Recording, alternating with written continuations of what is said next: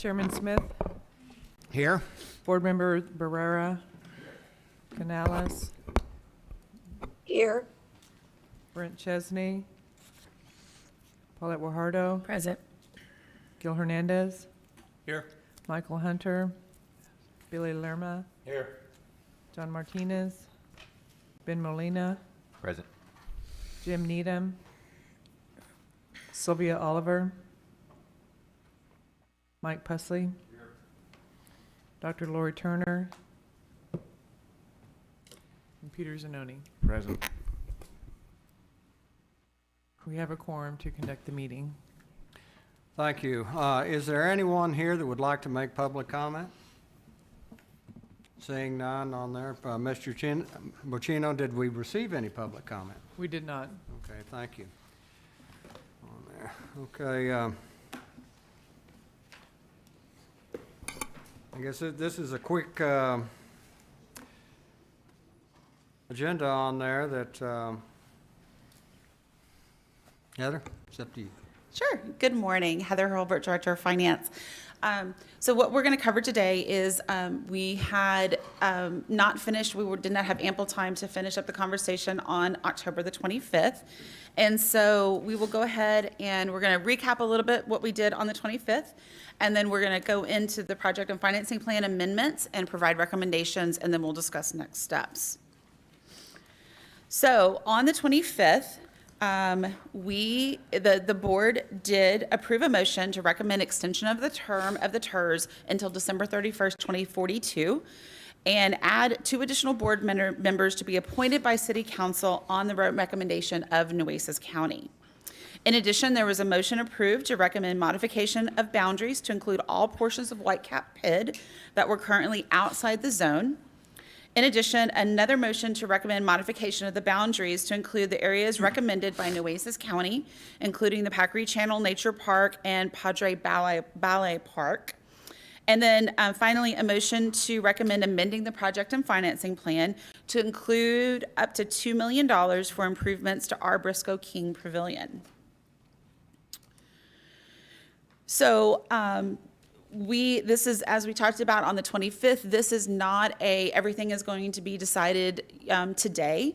We're discussing the items that are somewhat time sensitive, and then we will be reconvening probably after the first of the year to continue working through the needs of the TIRZ, the future needs of the TIRZ, looking at the potential revenue, and then looking at other possible amendments to the project and financing plan.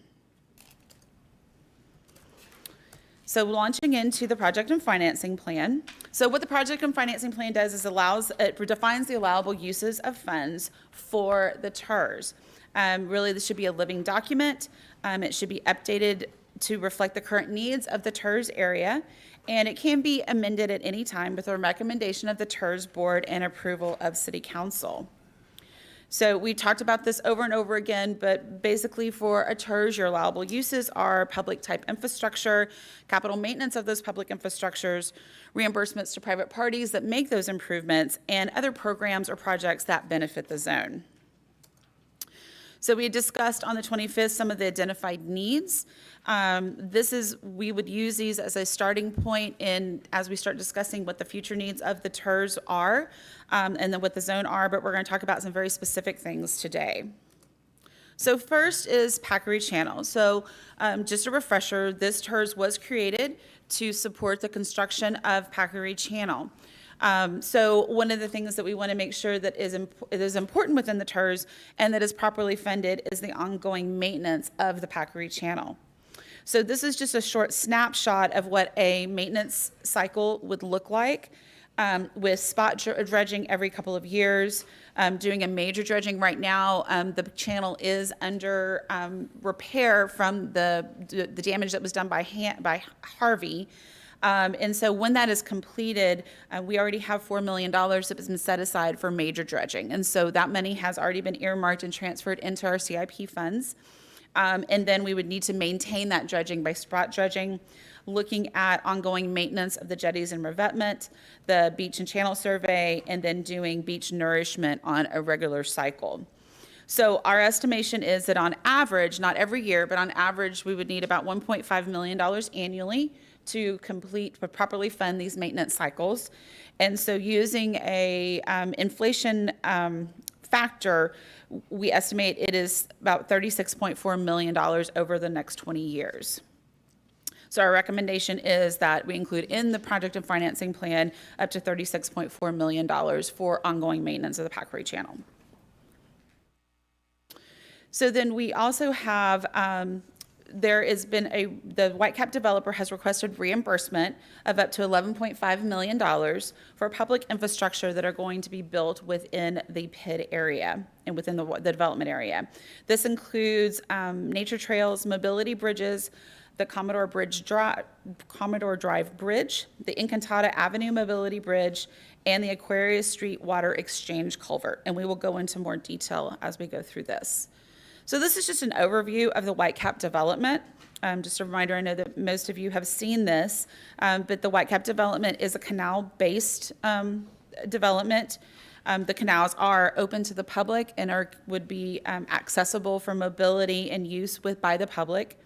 Within the middle, there is the large preserve area that has both a combination of freshwater and saltwater lakes. And then there'll be mixed uses around the edges and then residential towards the middle and towards the back. So these are just some example of the infrastructure. These are not the final renderings, but just gives you an idea of what the developer has planned within the area. The top left-hand side would be an example of what that preserve area may look like. The middle picture is some of the mobility bridges that'll be going through the development. And then the bottom middle picture is what some of the boardwalk areas along the canals may look like. So the projects that the developer has requested for reimbursement, there's a total of 5 different projects totaling $11.5 million. Now these are not to exceed amounts, and these would all be on a reimbursement basis. So we'll go into more detail of each of these projects, but the first project is public mobility bridges, which would be off of the main Island Walk Canal. The Commodore Drive Mobility Bridge, which is to the kind of north of the top of the picture. The Preserve Community Walking Trail, which is towards the middle of the picture. The Aquarius Street Botch Culvert Exchange, which would be kind of over to the left-hand side towards the top. And then the Incantata Avenue Mobility Bridge, which that bridge is not actually within the development, is to the south of development, but it does provide access on the canal that'll be coming into the development. So looking at the public mobility bridges, this is a little bit more detail. So there'll be 2 public mobility bridges, which will be, like I said, off of that main Island Walk Canal. For reference, the Park Road 22 is to the right-hand side of the picture. These would provide access over that canal into the development and into the preserve area. Number 2 is the Commodore Drive Mobility Bridge. What this does is that this will create a water flow under Commodore's Drive. So we have an existing canal towards the middle and top of that. By punching under that bridge, or creating that bridge, punching under the roadway, that will connect that canal, the existing canal, with the new canals that are being run through the development. And then the public mobility bridge down at Incantata. Again, this is outside of the development area, but it does benefit the development and it benefits the island as a whole in creating that mobility there on Incantata.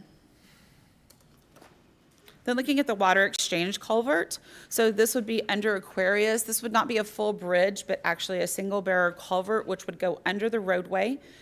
This would help. There's a future canal that will be built that will go out to Laguna Madre, and so that will connect that that area in with this canal area and create that water exchange along with mobility for possible like kayakers or things like that going through that single barrel culvert.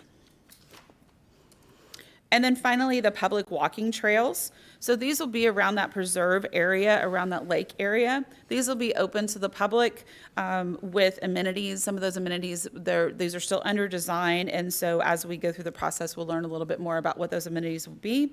But these will be ADA accessible trails, which will be around this area, like I said, open to the public. So, as I've said, these will be open to the public and for use by the public. The assets will be eligible for reimbursement once completed and accepted by the city. The reimbursement will be from the increment created by the development with a recommendation to limit to 50% of the TIRZ contribution for projects within the development. And then the asset, not including the bridges and the public right-of-way, will be maintained through the PID assessment for the life of the PID. So those things that are like the bridge, the Commodore Bridge, that would be maintained by the city, but those walking trails and things within the development would be maintained through the PID. Now, this ask is, these are what the developer is asking for currently in the beginning stages of the development. There are other projects that may be eligible through the TIRZ for reimbursement that'll be public assets, and so there may be further ask at future dates. So any questions on those projects? I don't see any lights on board members. We have the developer in the audience, so now's a great time. Okay. Board Member Hernandez, you're a little slow this morning, Gil. How are you doing?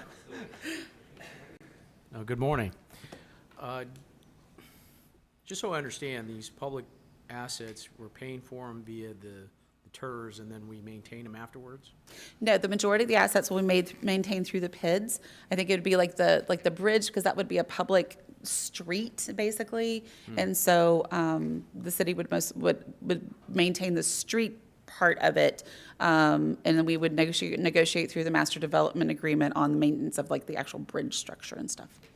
Okay, considering how this is structured, and you know, I'm for the PID, and I think, but the way it's structured, you have to kind of come into this area specifically, right? That's not like, it's like through normal travel patterns, correct?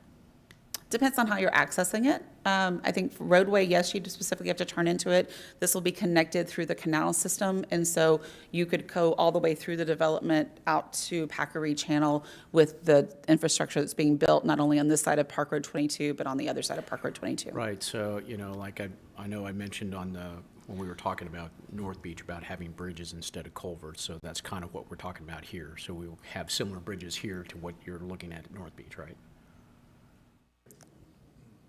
We haven't got that far yet on North Beach. We'll be putting out the engineer design. Okay, man, but it's kind of the same thing. You want, It could be, right. you want to have conveyance, right? Right, So that's the idea. You get conveyance, and you can utilize that body of water or that canal more Right. effectively, right? So Yes. that's the whole idea, right, Peter? right. We're good? Okay. Yes, sir. All right, just want to make sure we're clear there. Also, well, you know, since this is kind of hard to get to, I mean, unless you're going specifically into this area, you may not know that it's a public trail or something along those lines. Are we going to have any signage saying that it is a public park? That's like something we do? definitely that we'll work through with the master development agreement. Those details will be in that. Well, I want to make sure it's specifically that. Sure. Because we have parks and we have signs that specifically say city park, right? Mm-hmm. So will this, I mean, I would imagine we'd have the same kind of communication to the public saying this is a public facility, right? I would assume that we can't, they're not not necess- going to be city parks, because it will still be owned by the development, but it will be open to the public, and so there can be signage indicating that it is open to the public. So it's not going to be a public facility. It is going to be available for use by the public. Okay, but that's, okay, words matter here, Mm-hmm. right? So it's going to be a private facility, It'll be privately owned by the Privately development, owned, by the subdivision, yes. owned by the subdivision. Maintained through the PID.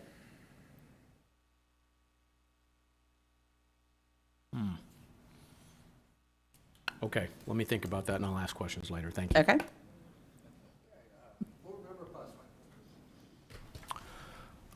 Just a quick question.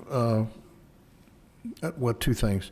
One, with respect to the mobility bridges, there's not a cut through under those bridges now at all. So will those bridges have to be completely reconstructed?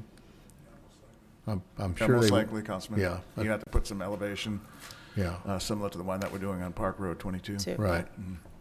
Okay. It'll have a certain height, the draft of the boat.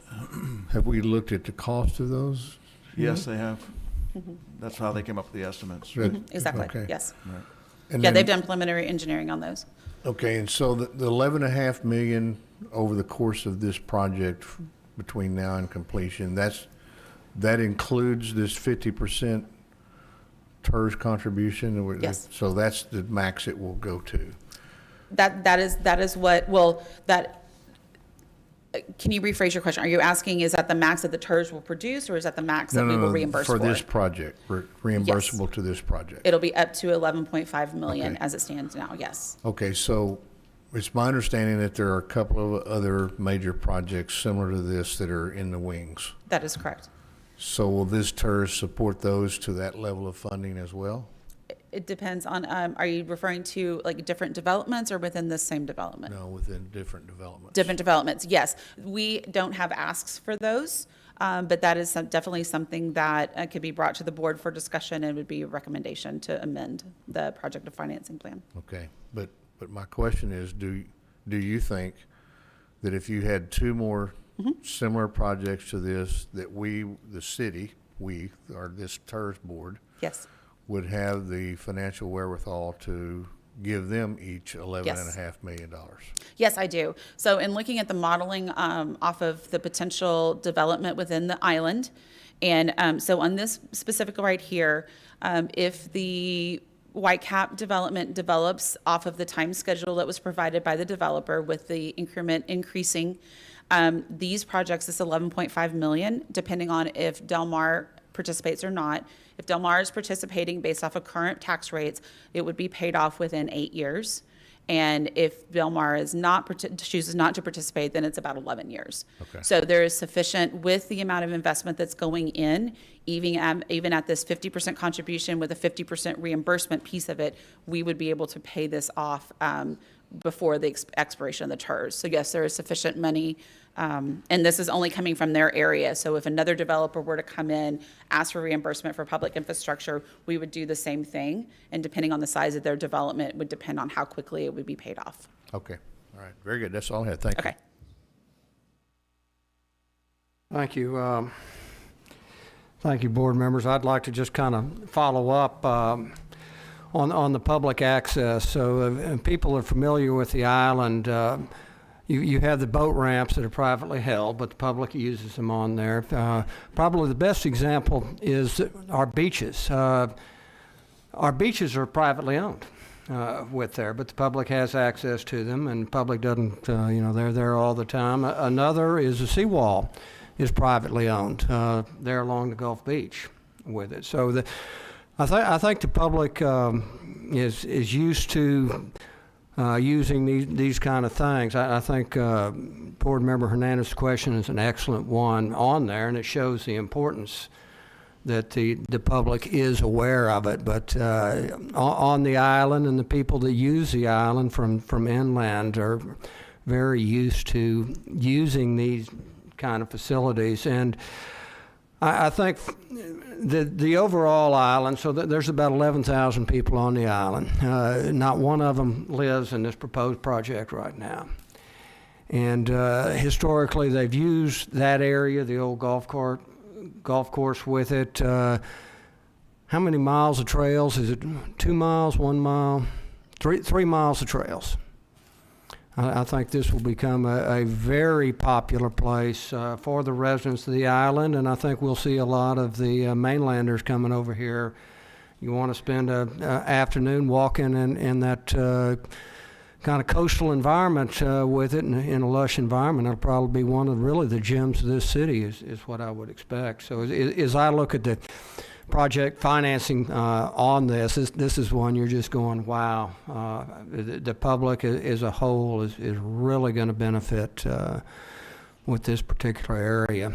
Mobility-wise, with it, we talked about the bridges that we're tying the island together, marine mobility, boat mobility, whatever we want to call it on there. The island right now consists of kind of 3 different nodes. You have Galleon Bay, the center, and then the Sea Pines area. And this ties a parallel path along SPID. Right now, you need to go to either the main canal or the Laguna Madre. And this will create that Venice of the Gulf Coast. It's one more thing that will set this project apart, the island apart, the city apart from other coastal areas on there with it. And the Encantada Bridge really has very little effect on the Whitecap Preserve project. It would be better mobility to get when they do their mixed use on there. But it is, for all 10,000 residents on there, truly everybody benefits from it. I cannot say what a difference this is going to make. We've talked in this town for decades about potential. Well, by going forward with this, we're going to be achieving that potential that we've always talked about on there. So I want to thank the Whitecap Preserve people, staff, working this through. So, okay. Councilman Pusley, do you? Oh, no. I'm sorry. Okay, okay. And then I think to reiterate Council Members Pusley's point on this, it's only money that's generated out of this project will go to pay for this, correct? That is correct, yes. Okay. And I think that we briefly touched on the $36 million, why the TIRZ was originally put in place for future maintenance of that Packery Channel, which we have a legal obligation to maintain that channel. So this gives us a financing structure that stays outside of the general fund or whatever, that we know for the next 20 years that the city, we're not going to have to be going to the general fund to maintain our contractually, our legally mandated maintenance of that 8.65 foot depth. Yeah. Okay. Quick question, Sure. quick comment. Well, I'm not gonna repeat everything, but yeah, this is the perfect and the grandest example of what using these tools can do together. And I too want to thank you, but I also want to thank our chairman here, because you have led this, and you're going to leave this council with this as a part of your legacy, Greg. And so that's huge, and you really have. You've spent endless time on this project with developers and staff and everybody else. But anyway, you all know I'm extremely supportive of this, and this is the kind of development. This is the game changer. This is what changes not just the face of the island. Sometimes, people get caught up with, well, it's just for the island. No, this is for Corpus Christi. And this is not just for the 11,000 people on the island. It's for everyone. And that's why this tool works. This is a perfect example of that, because we couldn't do it without. And so thank you, gentlemen, being here, Charles, Steve, Jay, and everybody else that helped, because we're going to look back one day and say, remember when it wasn't there? So, yeah, congrats. Okay. Member Hernandez. Thank you. Don't get me wrong.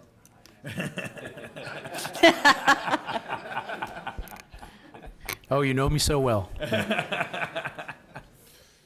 Aside from my my passive-aggressive compatriot there.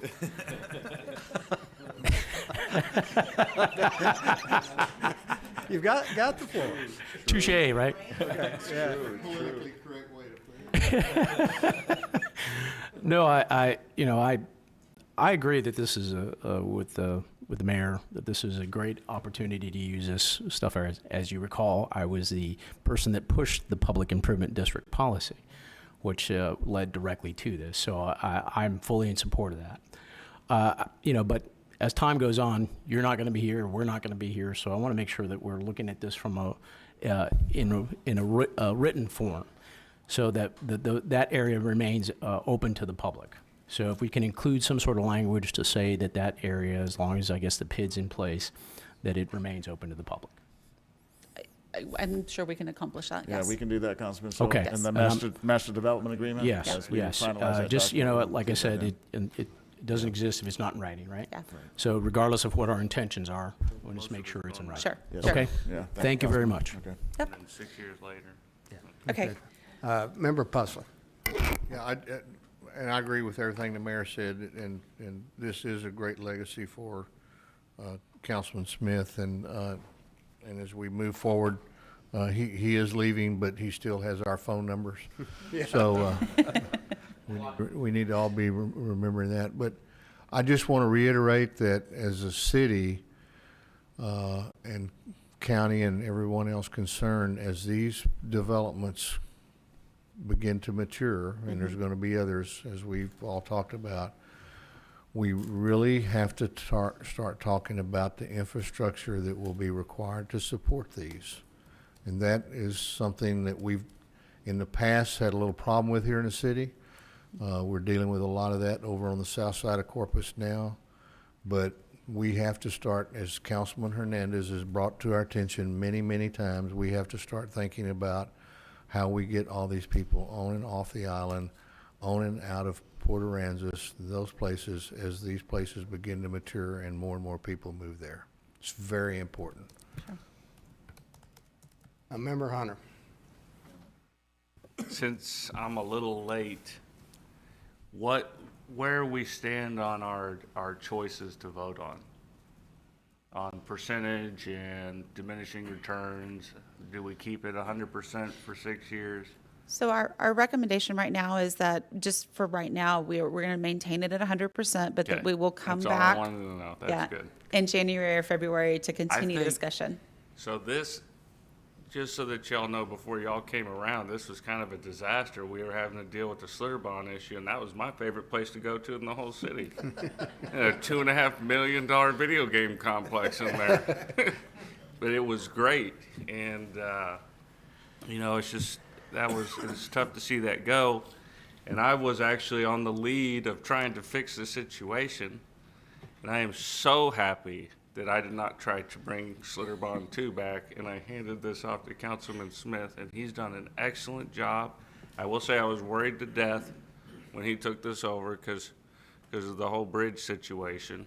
But just as a personal experience, Councilman Smith, you have done an excellent job on this. I really, really, really appreciate it because, man, I would have really messed it up. So thank you.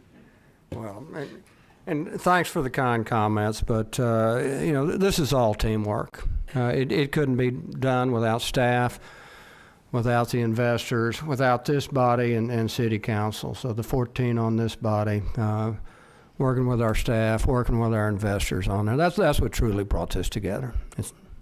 So I appreciate the comments, but I think we all deserve a great bit of credit on this.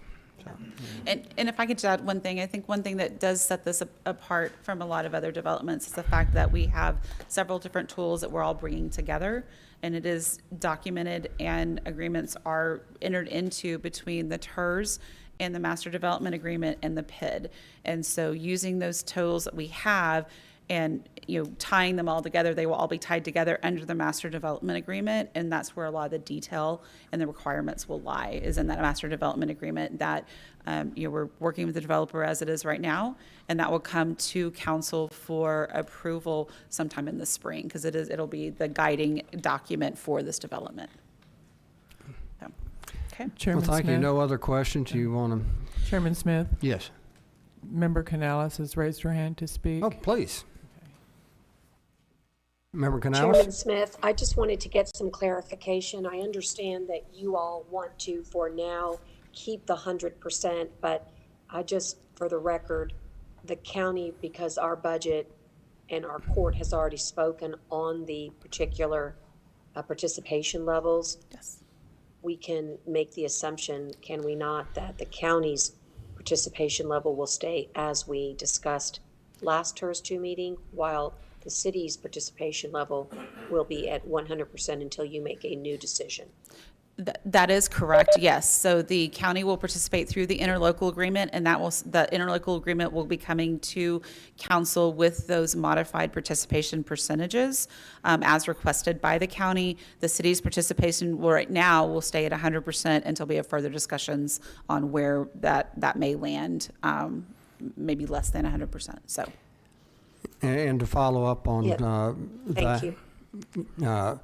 So the numbers that you gave us on there, your pro formas with it reflect the county's, what we agreed to at the last meeting, the 75% for 5 years, then 5% drop for 5 years down to 50.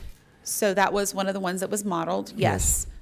The ones that I just spoke to about how long it was going to take, that Yeah. actually was modeled at all participants at about 50%. Okay. So that it, depending on, so that if the county does participate at the 75, dropping down to the 50, the payoff will actually be more quick. Okay. More quickly. But collected. going forward, Yes. you were using what the county agreed to Yes, on all financial assumptions. exactly, yeah. Okay, Yes. thank you. Yes. And thank you, Judge Canales. Okay. Okay, Heather, you want to go to the next one? Sure, and I'm going to hand this off to Dan and let him talk mobility, as that is not my area of expertise.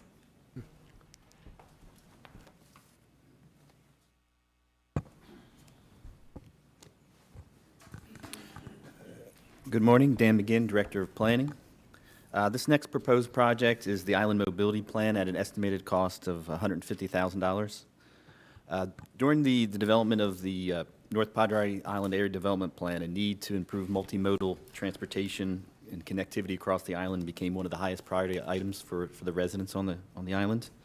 And so this report would provide recommendations on specific routing and treatments that would be needed in order to better facilitate pedestrian, bicycle, golf cart, and marine vessel movement across North Padre Island. The project, and maybe one of the most important things it will do, it will help inform and help the design of the TxDOT Park Road 22 project that's proposed here in the next 5 to 10 years for $17 million. So similar to the work that we did on Northwest Boulevard, we did a plan and kind of informed what that should look like, what our residents wanted that boulevard system to, and how it should work. We'll be doing, this project would fill that need. And so we'd basically be able to hand this over to TxDOT, and it would help with their design and moving that project forward more quickly. So they're really looking to us to see what that corridor needs to look like in the future. So this item was presented back in February, so these next few slides I'll go through pretty quickly because I did show them to the group. This is really just some of the similar items that I just identified about the need to improve the connectivity for those 4 modes of transportation. Just wanted to highlight that it was one of the highest priority items. It was identified as a short-term project for the city to move forward. These are some of the comments and feedback we had. This was just kind of a summary of the survey information, so you can see there, definitely one of the highest priority items for the community out there.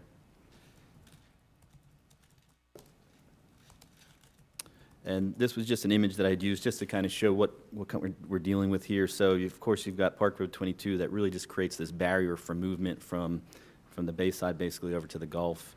It makes it really difficult for people to get to those businesses on Park Road 22 other than in a vehicle, and that's probably the last thing we want. We want to provide options for people to get there, bike, walk, golf cart. So, you know, the idea of coming on vacation and parking your car and not getting back into it is something we want to replicate and do here on our island. These are just some examples of, you know, people have kind of artificially already created some paths to some of the business here. So you have the Dollar Store, Island Italian Restaurant here at Whitecap and Park Road 22. You know, they're using this back kind of alley, and these are just dirt paths, but it's happening already. So we want to just put a plan and put more, you know, public improvements down that are you know, just make a look and feel that the community deserves. Here's the Pelican. Just you can see these paths kind of have been developed that come into the backside. And then we did work with the grocery store, and we actually have one. So we envision, you know, hopefully this plan will help, and we'll work with businesses to get a more professional-looking kind of path and system into the project site. So we worked with them to make sure that was included to provide back access to that cruiser lane. So these are just some of the things that will kind of develop as we go through the planning process. And so I just recommend that this be included as a project as you change the project and financing plan.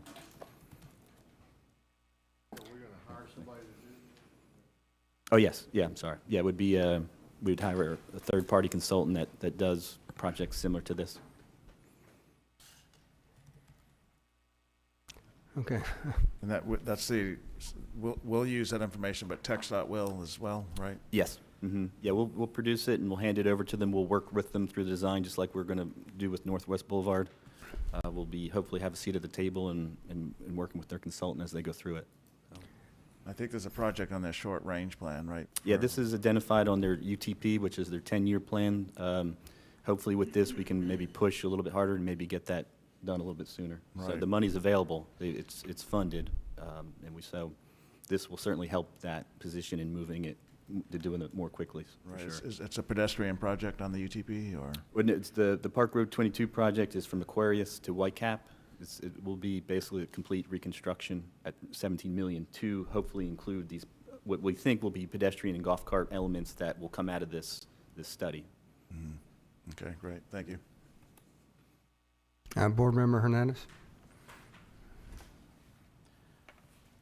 Okay, so the idea is to get easements on private property so you can build golf cart paths? Is that? Well, we do have the two, major private developments, and so they'll certainly be a big part of our study and who we'll have to work with. I know they're already having some of those public easements already granted, so we'll have to kind of work with some of the things they're already planning, but they'll certainly be huge stakeholders in this process. But, a combination of some private land and some of the public right-of-way that we already have. And we have some paper street and alleys all over the island that I think will be a big part of this in making this connectivity. And of course, you have all these canals that are going to all be opened up now and provide better access from the island or from Okay, the so residential side to the commercial side. The 150,000 is just to create a plan for the golf cart paths and stuff like that? Yeah, For to the mobility. routing. And treatment, it's more specifically to the routing, but then more importantly to the treatment of what it looks like. Should it be 8-foot car path? Should it be 10-foot? Should we have, is there different things that should be included with, is there places where you should enter the canal? If there's, kayaks will be part of this, so it'll be not only boat, kayak, but other mechanisms of movement. And so just like our bike plan has different options for bike infrastructure that could be installed in different right-of-ways in different settings, they'll also make recommendations about that. Okay. It just seems funny to me that, we have an island overlay that doesn't have sidewalks, and we're looking at creating paths for people to move to, I guess, walk and bike and, right? It just seems a little, Well, that could be part of it. Obviously, yeah, the island does not, for the most part, have a lot of sidewalk, and so this could be very strategic in where we install sidewalks and maybe give us a plan and a direction to go. Maybe phase one would be concentrated on these specific areas, so. it just seems funny in the sense that we went through all this infrastructure and didn't build any sidewalks, and now we're going back and putting in paths for people to walk and take golf carts around. Is this, I know we're paying for it through the TIRZ in this particular area, but this seems like you would need this kind of plan outside this area as well, right? Do you have that in place? Just out of curiosity. We have our bike mobility plan, which helps with, rest Well, of the city. as I more recall in our infrastructure. ordinance, golf carts are allowed in all neighborhoods as long as it's not an arterial road where you're above 35 miles an hour. Is that correct? Yeah, I believe that is correct. Just has to be below the 35 miles an hour, but we certainly, maybe there's certain areas of the city that it will kind of be more popular. Certainly the island is dominant at the moment. I get it. Well, there's people drive around golf carts in my neighborhood too, so it is, they do. Sometimes it's kids that I don't really think meet the requirements of the ordinance, but, Yeah. No, I think some of the Faro Valley, maybe Kings Crossing, that was a golf cart community people, there's still people that are running around the neighborhoods there. In my neighborhood, they just certainly still do. Okay, so just for fairness aspect, I understand you're doing this for the island, but let's also look at this for other areas of the city as well, not just this one. Okay, thank you. Okay. Okay. Yeah.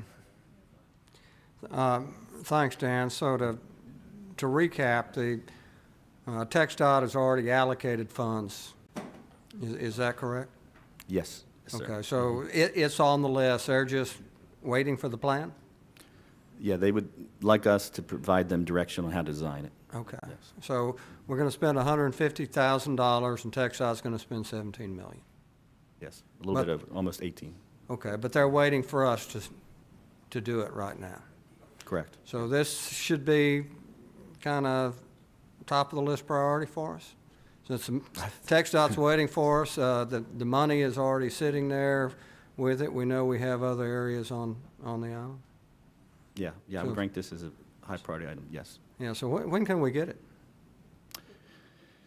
Well, first we still have to get it approved, I guess, at the council meeting as quickly as we can, and Yeah. then procurement, takes maybe 2 months, and then we could jump right into it. So we could press the consultant. I would guess a project like this is probably a 6 to 9 month kind of a project, but we could certainly work that out with anybody that we bring on that maybe accelerate that schedule. Yeah, because we know they've allocated X amount of money with inflation that goes down in value all the time with it. So the faster we go, and particularly we want to be working this plan in conjunction with all the other things that are going on the island. And, Park Road 22, that is the spine of the island with it. So what it looks like, that's what every visitor, whether they're going to Corpus Christi, Mustang Island, or Padre Island, or National Seashore, that's what they see. So the faster we go there, the better. But anyway, thank you. I see no further questions. I'll entertain, Heather, do you have more? No, I was just going to wrap it up. Okay. I was going to wrap it up for you. You go right ahead if you'd like to do that. Okay. Well, we're seeing no further questions. I'll entertain a motion to approve the financing plan that was just presented to us. We have a motion by Mayor Wahardo, second by Councilman Hunter. All in favor? Aye. Aye. Opposed? Aye. Motion passes. All right, yay. Okay, great. Wow, big day. Big day. Yes. Right, I believe that's the last item on the agenda. Okay. That is. Okay, well, it is 10:17, and I'm going to call this meeting to an end.